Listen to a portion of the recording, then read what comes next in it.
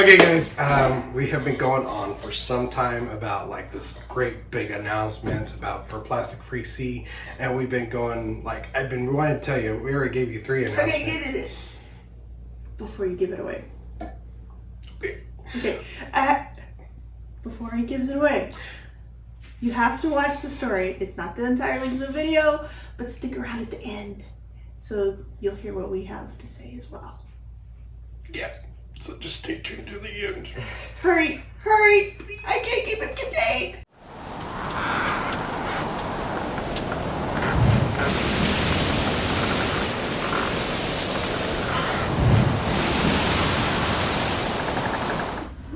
You ready to start a trip? Let's go.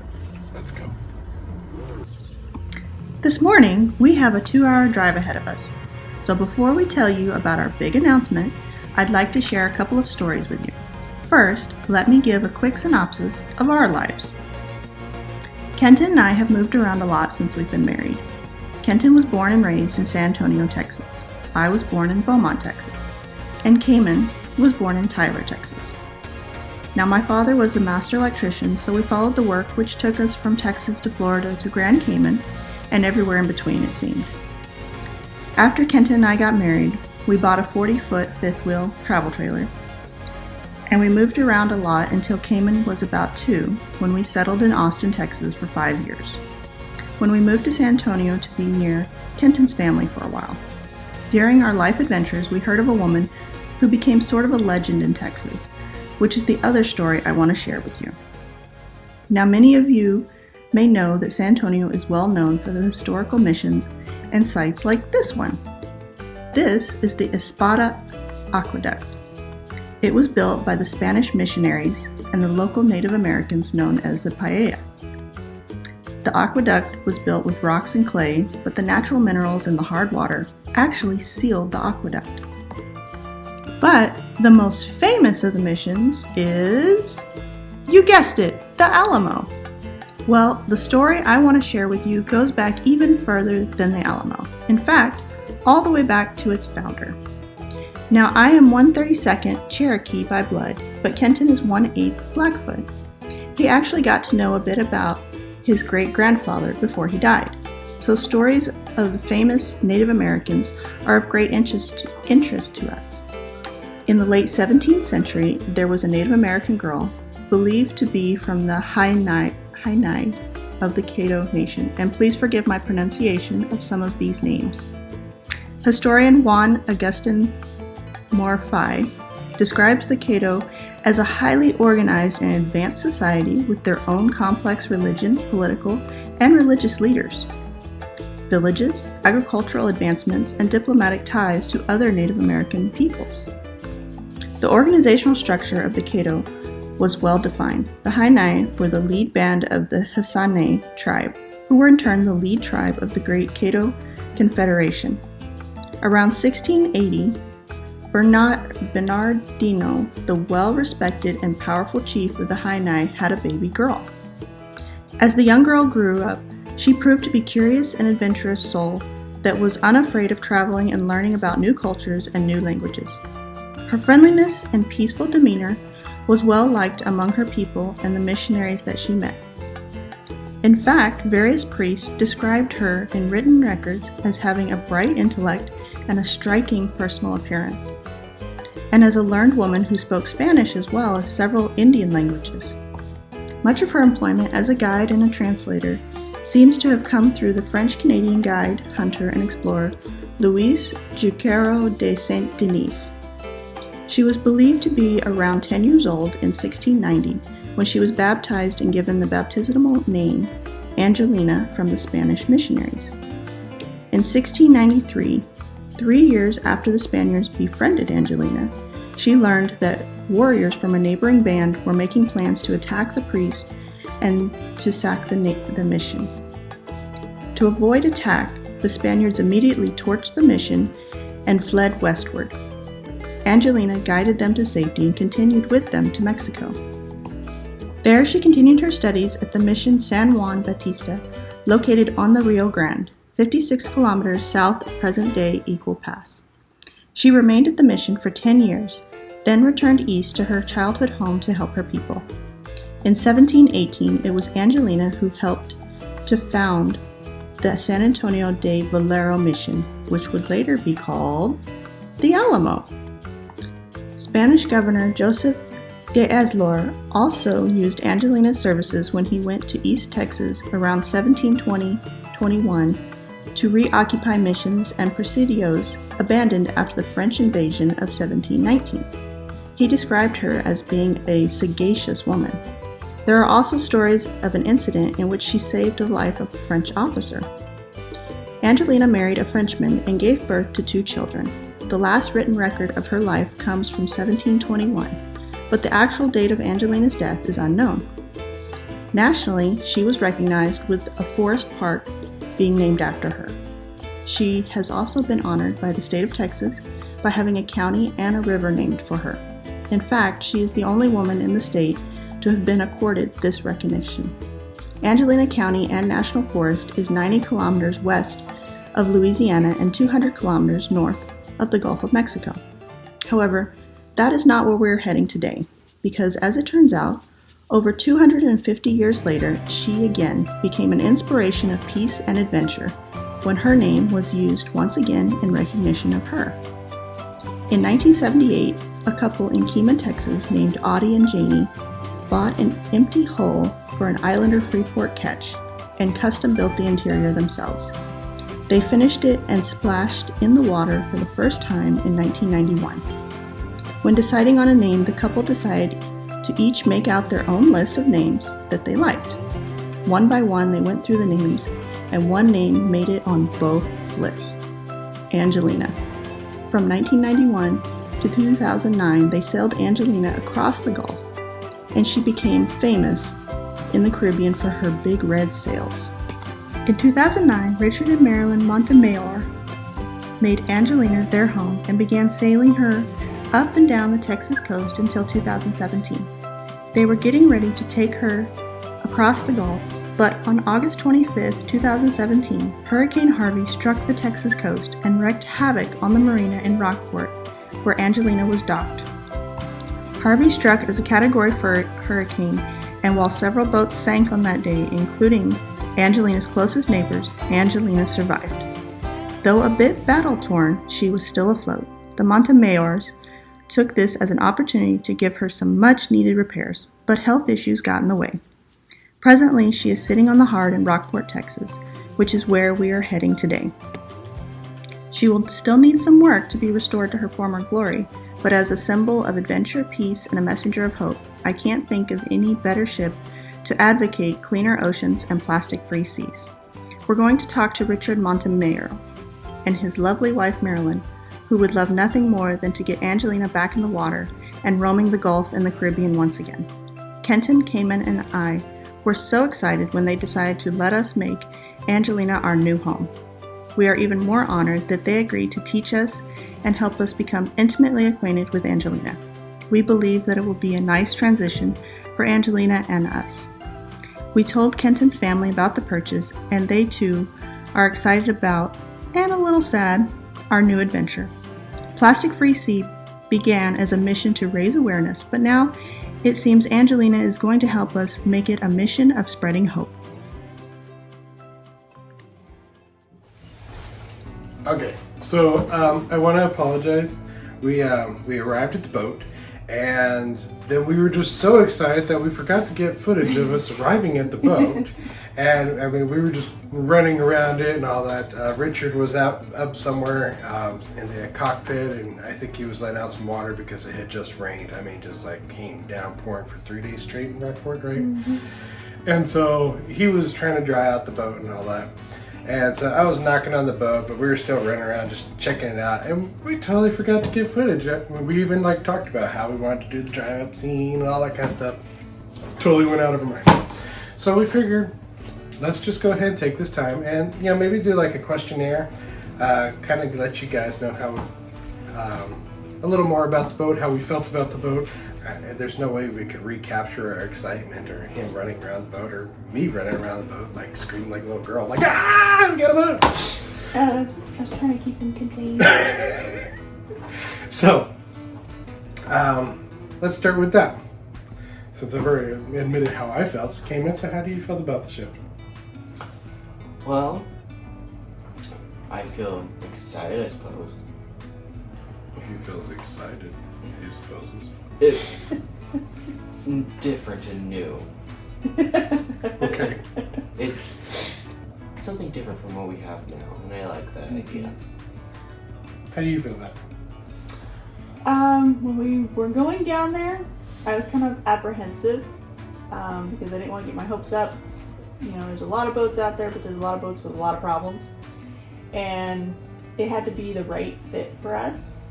So now, you know, we've gone through the entire boat. You know, we know what needs to be fixed, what's already been done, and so now I'm excited about it. We're getting into starting to work on it, and I'm looking forward to having our own place. And it's going to be no matter where we go, we're going to have our own home, and I'm looking forward to making it our home. It's really cool. Yeah, and Cayman's got footage of it. I already started working on the engine. I think we went down there, spent a week. So she was, we did some blister repairs, all that. She already started the painting, and I started repairing the engine. And I love the engine room, man. Any boat out there, that's just the most awesome engine room I've ever seen. But there's also a lot of neat features. It's very unique. It's got a center cockpit for being a catch. It's a covered cockpit, which, like all the other Freeports that we've looked at, they don't have a covered. It's a hard top bimini, or what do they call it? Dodger. And I mean, we still got the glass isn't there anymore, so we got replaced the window there. But there's just so many unique things about this boat. Yeah, it's going to be really cool to see it restored, and also to see people's reaction to it being restored, because it's very striking, as you can see in the pictures that you've seen already. It's a pretty unique looking boat. I like it. We already have our slip preserved at the marina, and it's kind of interesting because there's so many people like, you got that boat, you got that boat, and they're so happy to see this boat coming back together. Like this was some kind of icon for them. So there's a lot of people excited to see this boat coming back together. Yeah, and rooting us on. Yeah, it's neat. Okay, so let's talk about goals. What are our goals? How does Angelina fit into Plastic Free Sea? Cayman, do you know how? No. Just gonna be straight with you. No. No, this has been a dream of mine forever. So let me kind of explain the background. Now, we knew that a year ago when I wrote my book, when we started making soap, all that kind of stuff, that him and I started making videos about doing things plastic free. You know, how to reduce plastic in your life, how to be more sustainable. Now, we can make all the videos we want, but if nobody watches the videos, then what's the point? Because then what are you educating? You're educating the air, and then you're just making videos and they don't do anything. So we need to get people's attention, and I don't know, I think those cells do the trick, right? Yeah, I think so. That'll get people's attention. I mean, nothing says like, hey, look at me, like these big old red cells. I mean, we had an opportunity to redo the paint, and I was saying fire engine red, and she said no. But the other paint that we got, it's good, it works. I want the fire engine red though. And you'll see us painting the boat next week. Yeah. So we're gonna add some paint on there, slap a little bit of paint. As Cayman said, how did you say it? Spit, grit, and a whole lot of duct tape. Yeah. Spit, grit, and a whole lot of duct tape. Hopefully there's more than duct tape holding this boat together. No, as we go in the water. I can attest to that. I was filling in the blisters, and I mean, I had fiberglass everywhere. But just to reassure everybody, we have some excellent instruction. So we're not going this, just by the seat of our pants and have no idea what we're doing. We actually do have a lot of help and support in getting this right so that it's safe and it looks good. Yeah, it's kind of interesting. Not only does the previous owner, he's excited to help us get this thing back together, and he's been a great teacher. But then, like everybody at the boatyard, the fiberglass guys, they kind of do the fiberglass around the boatyard. They came around, gave us some advice, told us how to put it together, gave her some advice about how to do the painting to get it nice and slick and smooth. Everybody's been really helpful. When I was trying to find these special nuts just to put the propeller back on, and man, the guys at Ace Hardware, they passed me all over the place, and they're like, oh, go get this part here, go get that part there. Every one of them. I mean, everybody's been awesome about putting this boat back together. Yeah.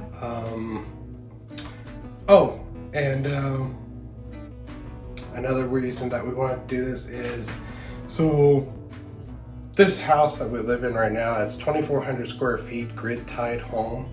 And it costs a little bit to live in. Of course, if we're trying to sell things like our soap and all that, I'll get to this in a bit, sell stuff like our soap, funds don't go as far. And, we're trying to encourage people to, donate to like Plastic Bank, use Ocean Hero, donate to try to help stuff. And then we've got lots of things for sale that also go towards this cause. Well, then we also have to support ourselves.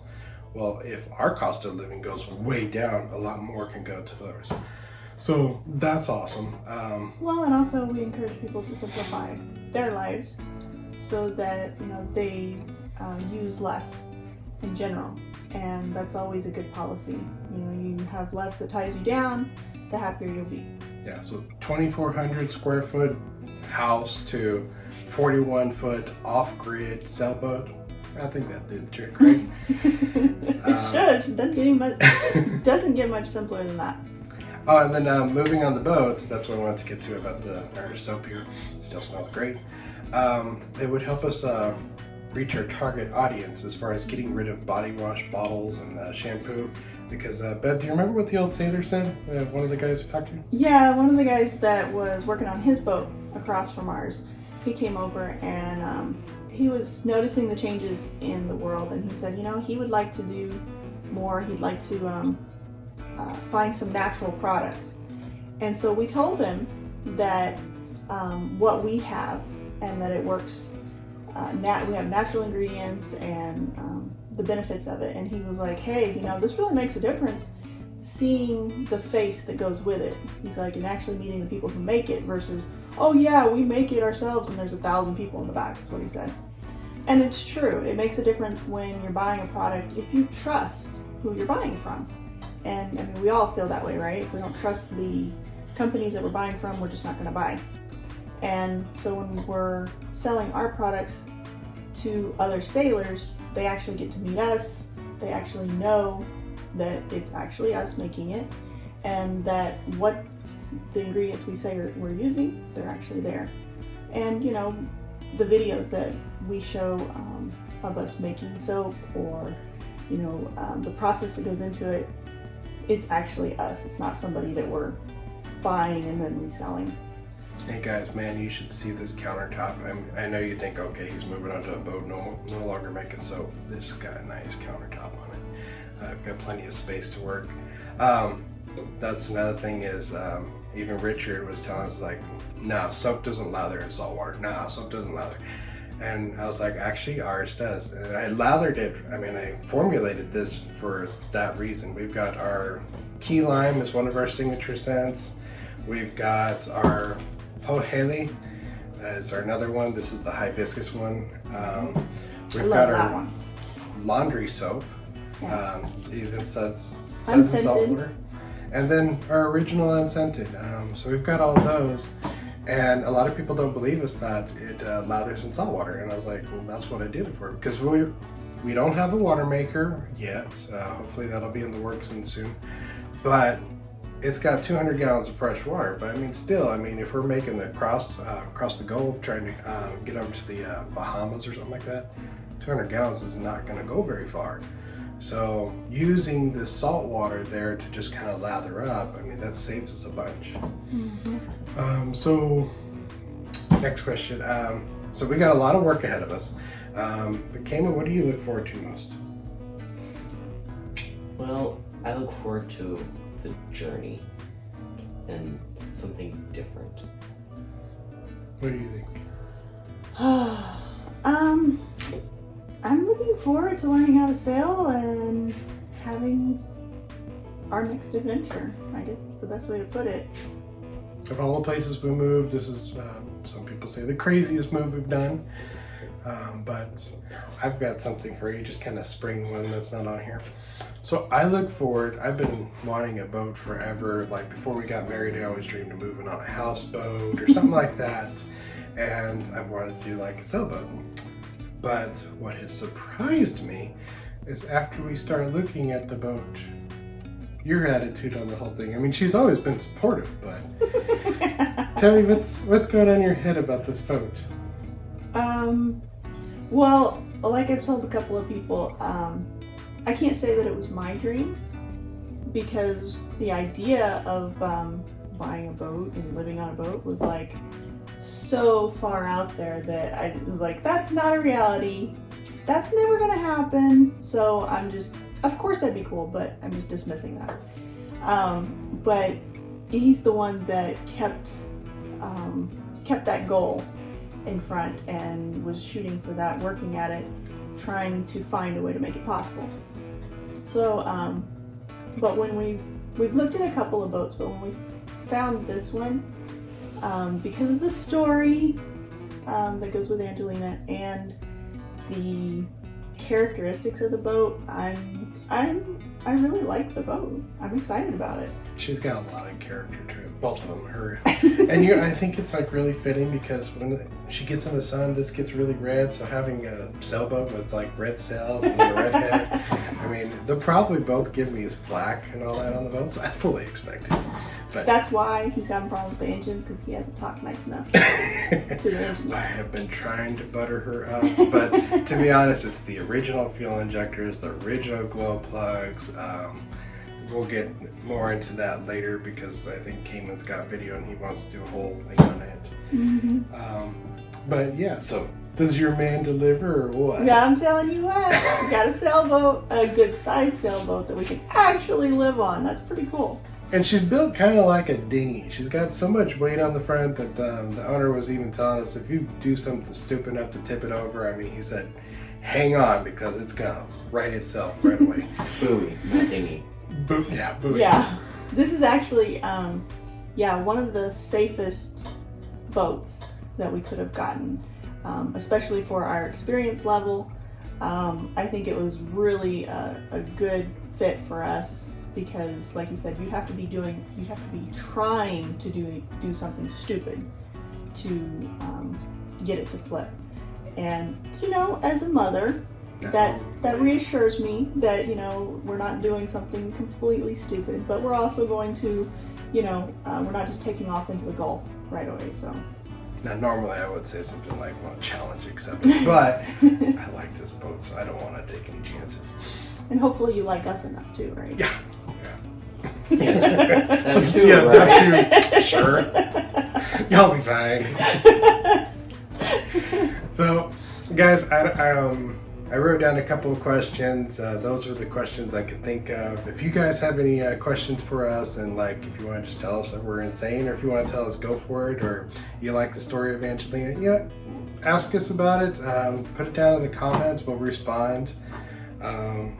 Anything else you think we should say to sign off? Check out our website, guys. Check out the website. We're really proud of these soaps. We worked hard on formulating them. Check them out. And yeah, the website, Kayma will put it right here, I think, right? Yep. Here. I suppose. There. Okay, so he's gonna do our Tropic Care is our old one. That one was strictly for soap. Now we're trying to expand a little bit. What I want to do is I want to gather more vendors that are doing plastic free and have them kind of be able to sell on the website because I think we can get plenty of attention. And I want to help them out. It's a community website on plasticfreesea.com. As I've said, we've already had some who they do sustainable sales, resells, or whatever, like She does Poshmark and used Gucci, sells resells clothing as well. So it's a good way to cut down on greenhouse gases when you can turn around and sell clothes that really are still good. People just, instead of sending them to the landfills. Yeah. That's the thing, is being sustainable means using things longer if they still have use. So, and if you guys want something more new, but still helps the ocean, if you buy some of the stuff on our stuff, I'm trying to put anything that's recycled polyethylene, and we do all the designs ourselves on those products. Yeah, we have swimsuits, t-shirts, coffee mugs that we've designed, that we've put, created the designs on there. And a lot of them are comical, kind of sarcastic, some of them. So that might appeal to some people. And, but we've had a lot of fun with that. But like I said, and I think there's some water bottles on there as well, reusable water bottles, which are always useful. And if there's anything wrong with the website, please tell us. Yeah, because we're still learning on the website as well. And every one of those shirts, whether it's a shirt or a swimsuit, it removes at least 4 plastic bottles. Places like Plastic Bank, what they do is they actually pay some of the people who live in those areas like $80. And I kind of want to go visit there just to kind of show what Plastic Bank is doing. So, and now it would be possible. So they remove the plastic, they pay them for collecting the plastic around the beaches and all that. And then that plastic gets taken and melted down. If it's like drinking water bottles, it's the right plastic to make the recycled polyethylene. So, anything else? I think that's it until we get to the next video. Yeah, I don't want to give away too much. I know, we have to keep them contained just a little bit until the next one. Yeah. They had me in the engine room for a reason, because they could just close all the hatches and I could just sing my little heart out in there. But yeah, and I was trying to talk sweetly to her. I was trying, but she's been neglected. So, but the previous owner, he assures me she started just last month, but in between there we had like pretty hard freeze. So there's some things to work out. We had talked about it. It's basically the equivalent of about 300,000 miles on this diesel. For a diesel, it's not bad, but it is time for some maintenance. So that's all it is we just need to do the maintenance on it, which, hey, that's a whole lot easier than buying a whole new engine. And for you gearheads, let me explain this engine, okay? This is a Chrysler, actually made by Nissan, SD22 engine. So this is like a fuel efficient, and the ports on it are big enough that we could actually run vegetable oil through it. We have done that on a truck, but I don't know if we're going to do that on Angelina. You might do it. Refined vegetable oil. Yeah, we've done Filter. it before. We actually drove all the way from Tyler, Texas. No, I'm sorry, to Harris, just near Albuquerque, Texas. Yeah, all the way to Albuquerque, New Mexico, all the way to Tyler, Texas, on vegetable oil. And man, you should have seen it. It was funny because everybody behind us just kept smelling egg rolls the entire time. So I wouldn't mind that. Anybody going through the ocean, that crosses our path, they're like, "Where are the egg rolls out here?" So, right? That'd be kind of cool. At least make the dolphins really hungry. Or something. But it was another way of reusing what is already out there. So the used vegetable oil, and you can look that up and see how people do it, that can be filtered and used in the older diesels. The newer ones are a little more temperamental, but the older diesels will run on that, and so it's less petroleum that's having to be used. And the battery, the house bank, the batteries, some of those need to be replaced, but I have an idea how I'm going to do that, because whenever something like a Prius or a hybrid gets in a wreck, typically they just junk the car, and I figured out I can actually take apart those batteries. We did it on our old Prius. I can take apart the batteries and recycle the entire thing, the battery, to add into our house battery. All I got to do is take them from a 600 volt battery, take them apart, because you can take them apart, and turn them into a huge 48 volt system. So that way nothing goes to waste again. So we may see that on a video in the future. We'll see. I'm looking forward to it. We already got our solar cells. I mean, we're gonna have this thing like totally decked out, and it's gonna be totally off grid. So before I give you any more information, I'll shut up and we'll sign off. See y'all.